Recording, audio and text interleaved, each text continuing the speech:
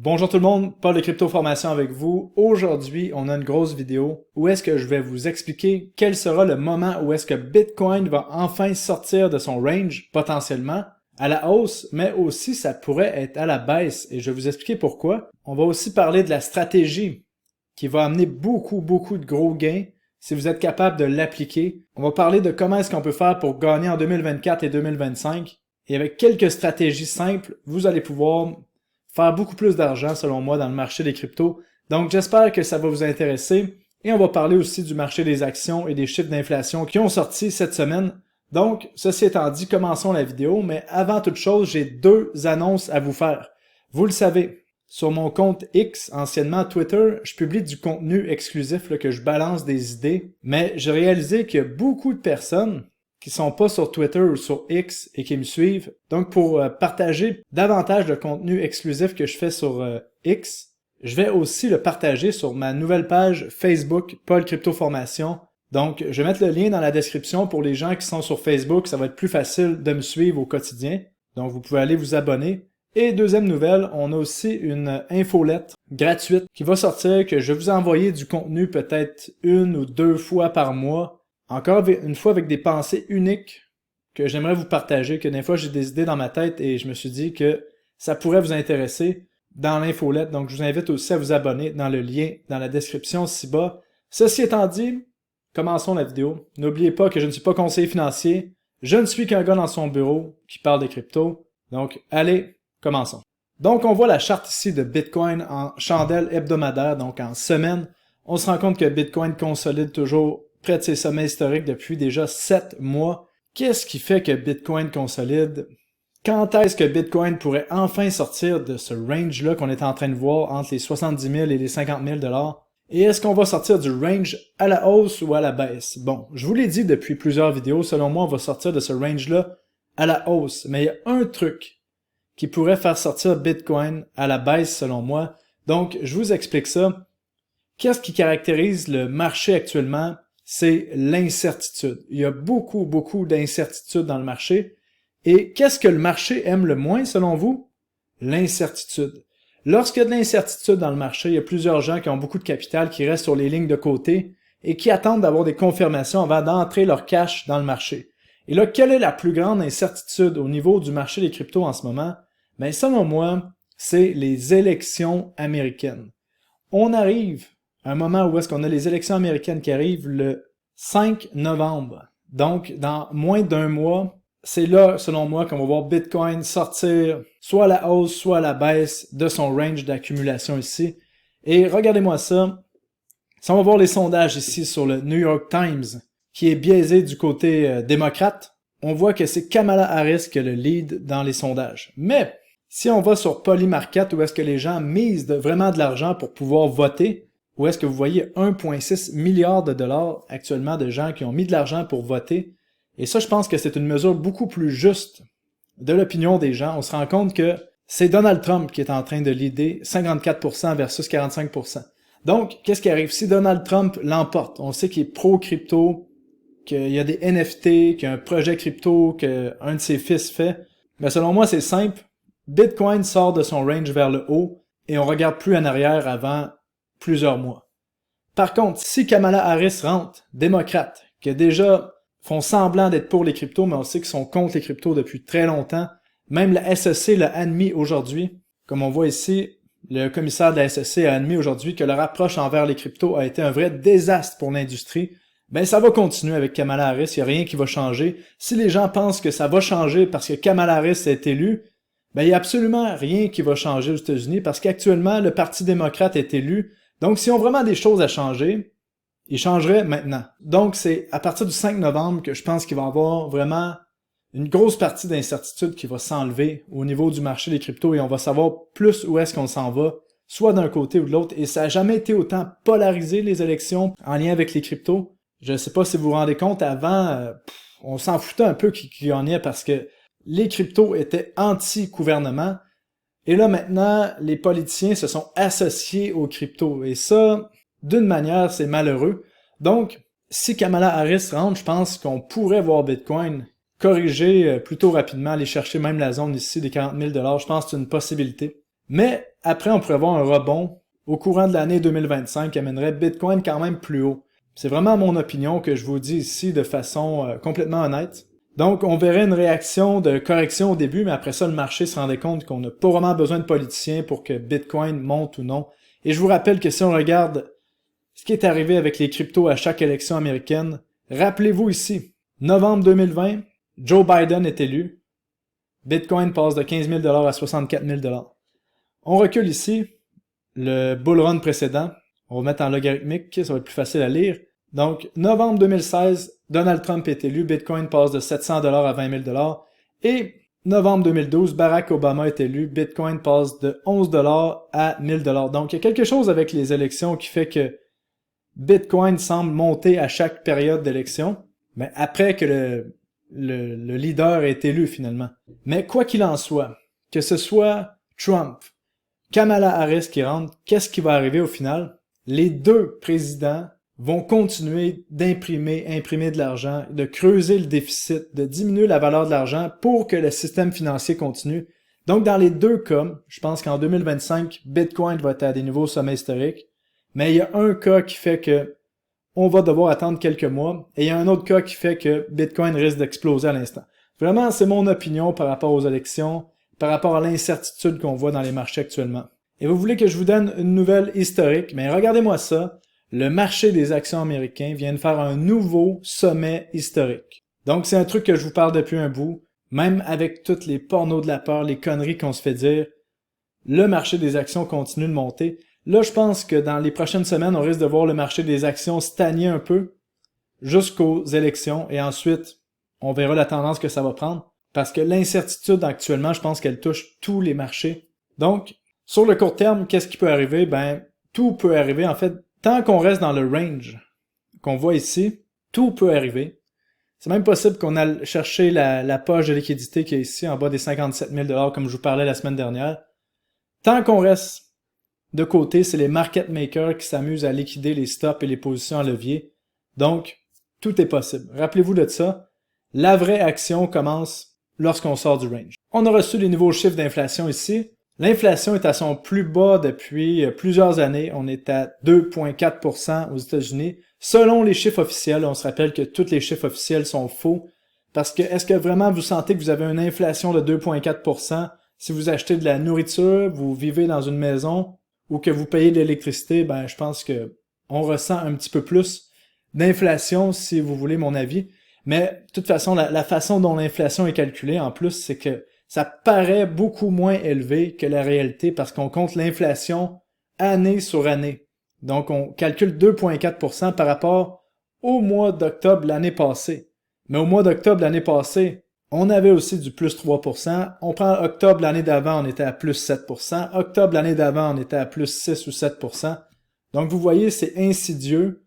Et ça va avec la stratégie que je veux vous parler, là. C'est vraiment que les gens ont la mémoire courte. Ça, c'est incroyable. Et on va revenir à la stratégie. En fait, pour terminer sur l'inflation, si on voit l'inflation continuer de descendre comme ça veut dire qu'on peut augmenter l'impression monétaire et continuer de diminuer les taux d'intérêt. C'est ça que ça veut dire, tout simplement.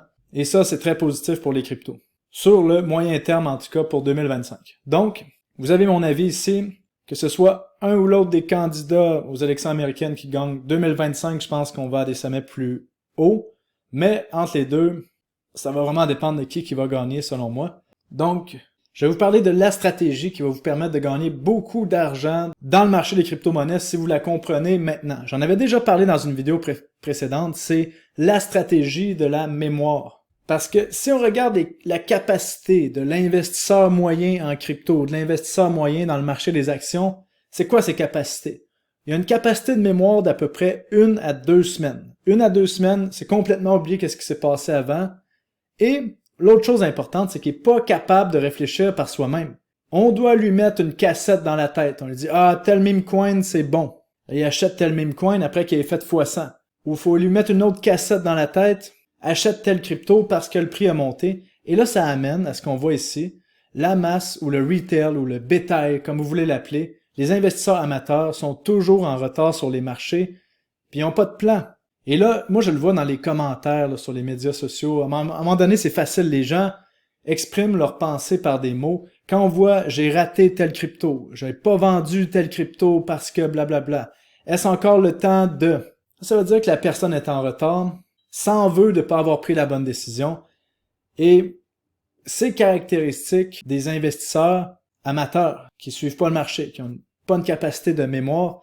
Le secret pour éviter d'être dans la masse et en retard, c'est suivre les marchés avec la même intensité que vous suivez le football. Il y a des gens qui suivent le football avec une telle intensité, connaissent tous les joueurs, toutes les statistiques, puis comme des commentateurs professionnels, mais quand ils arrivent dans le marché des cryptos, ils veulent faire de l'argent, mais sont pas prêts à investir plus que 10 minutes dans le marché des cryptos. L'autre chose, il y a des gens qui mettent beaucoup d'énergie, mais ils perdent tout leur temps dans du bruit, dans des nouvelles qui servent à rien, dans essayer de comprendre des nouvelles qui sont fluctuantes, qui changent rien au cours des cryptos. Puis, pour ça, il faut développer ses habiletés pour comprendre les marchés, en se formant sur l'analyse de chartes, l'analyse fondamentale, la macroéconomie. Et ça, vraiment, c'est une caractéristique des gens qui réussissent, sont capables de mettre du temps dans quelque chose. Et pour tout vous dire, je pense que ça n'a jamais été aussi facile de gagner, peu importe le domaine dans lequel vous êtes, que vous êtes dans la crypto, l'investissement, la business, dans le sport, qu'en 2024. Pourquoi? Parce qu'actuellement, les gens sont complètement zombifiés, sont drogués par leur téléphone, perdent du temps à scroller, à se comparer aux autres. Alors que, pour gagner, qu'est-ce qu'il faut faire? Il faut mettre du temps dans quelque chose. Pour devenir expert dans une habileté, une connaissance, une façon de faire, une façon de regarder les marchés, par exemple. Mais c'est sûr que si on passe notre temps à répéter ce qu'on se fait dire comme des robots, comme on voit ici, à pas se faire son opinion, « Ah, cette année, je vais être la diète végane parce que tout le monde est végane.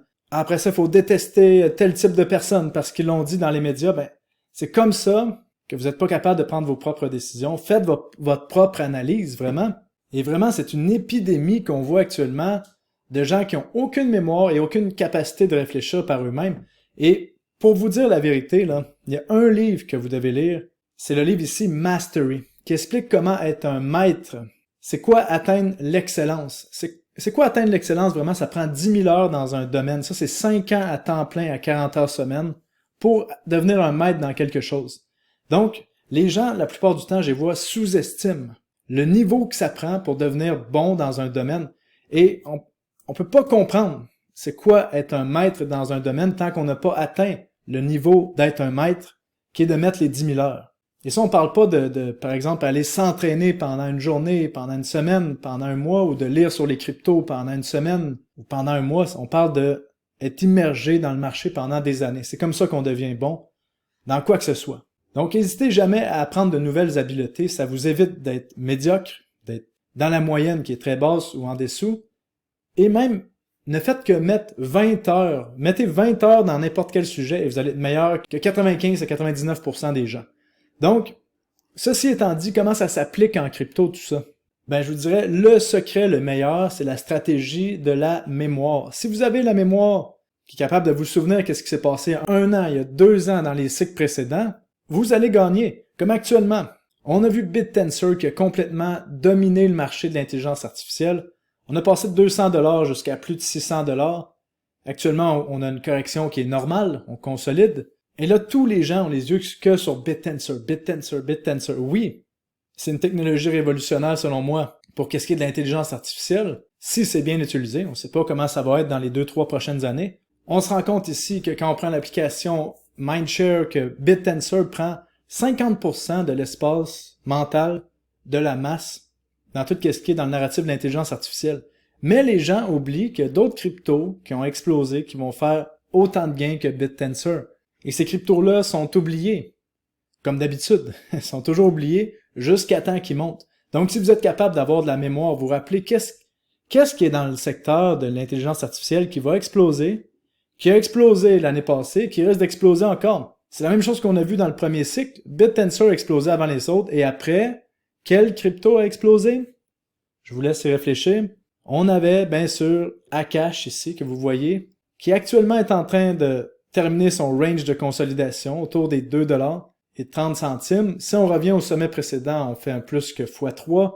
Bon, quel autre crypto qui a monté quand BitTensor a monté? La stratégie de la mémoire, est-ce que vous vous en souvenez? Ah non, je sais pas trop. Quelle autre crypto? Ben, on la voit ici, Render. Render qui est monté à plus de 12$, qui consolide actuellement. Quand est-ce que tout le monde va en parler? Ben, c'est quand Render va avoir fait déjà x2, x3 de son bas. Est-ce que vous commencez à comprendre c'est quoi la stratégie de la mémoire? Rappelez-vous qu'est-ce qui monte en même temps, quelle crypto monte en premier, quelle crypto monte après. C'est toujours la même chose qui se passe dans les cycles. À un moment donné, quand on a vu 10 fois la même chose, il faut finir par allumer et comprendre. C'est ça la stratégie de la mémoire que je vais vous expliquer. Et là, actuellement, tous les yeux sont tournés vers certains meme coins qui montent. Comme vous voyez ici, on a le Skibidi Toilette qui fait 63%. Et là, il y a des gens qui vont acheter du Skibidi Toilette ici, du Jésus Coin. Non, mais là, franchement, avec tout ce qui est meme coin, oui, il y a certains meme coins qui vont rester. J'ai fait une vidéo là-dessus pour vous expliquer c'est quels les meme coins qui risquent de bien performer, mais arrêtez de vous faire avoir dans du n'importe quoi. Parce que oui, il y a des meme coins qui explosent, mais est-ce que vous allez être capable de rentrer dans un meme coin avec une grosse partie de votre portfolio et être à l'aise avec ça? Vous n'êtes pas obligé de faire ça, franchement. Comme là, je vois des gens, ah, j'ai raté la crypto-monnaie SPX 69 000, qui est un meme coin, qui a fait à peu près x50 depuis un mois. Comment prévoir que SPX 69 000 allait faire x50? Ben, c'est juste impossible. Puis en plus, une fois qu'un meme coin se met à monter, il y a à peu près 50 copies de ce meme coin-là qui existent, puis on ne sait plus c'est quel le vrai. Puis là, si vous allez sur leur site web, vous vous dites, ah ben, je vais investir dans SPX 69 000. Et là, quand vous voyez un site web comme ça, est-ce que ça vous donne envie d'investir, là, comme, on voit 6900 traders envahit le marché du New York Stock Exchange. 6900 est meilleur que le 500. Et là, vous voyez un site comme ça vous donne envie d'investir votre fortune? Non! C'est épouvantable. Donc oui, il y a de l'argent à faire avec les meme coins, mais à un moment donné, on n'est pas obligé de sauter sur du n'importe quoi. Donc ce que je veux dire là-dedans, c'est deux choses. C'est que vous n'êtes pas obligé de sauter dans des trucs que vous n'êtes pas à l'aise, comme les meme coins, si ça vous intéresse pas. Surtout quand toute la masse en parle à l'unisson, comme on voit sur l'image ici, là, tous les robots qui en parlent à l'unisson. Puis si vous avez moindrement de la mémoire, vous voyez certaines crypto-monnaies qui explosent avant les autres, ben, c'est le temps de se positionner dans les cryptos qui n'ont pas le mindshare, donc l'engouement de la masse, et qui sont pas sous les projecteurs en ce moment. Donc j'espère que ça peut vous aider à faire beaucoup de gains, parce que moi ça m'a aidé à faire beaucoup de gains depuis les dernières années. Donc je vous partage ça, les connaissances que j'ai, et si vous voulez pas être pris dans le bruit et pas perdre de temps, ben je vous invite toujours à vous abonner à mon site web cryptorecherche.com, où est-ce que vous avez le lien dans la description, où est-ce que je vous fais du contenu exclusif. Donc, en résumé, pour l'instant, beaucoup d'incertitudes dans les marchés et, comme d'habitude, il va falloir être patient parce qu'on se rappelle que dans les cryptos, on a plusieurs mois où est-ce que le marché se transige de côté, puis à un certain moment donné, ça explose. Le seul but, c'est d'être là avant que ça explose et d'être bien positionné. Donc voilà, j'espère que ça vous aide et je vous dis, on se revoit à la prochaine vidéo. Bonne journée tout le monde.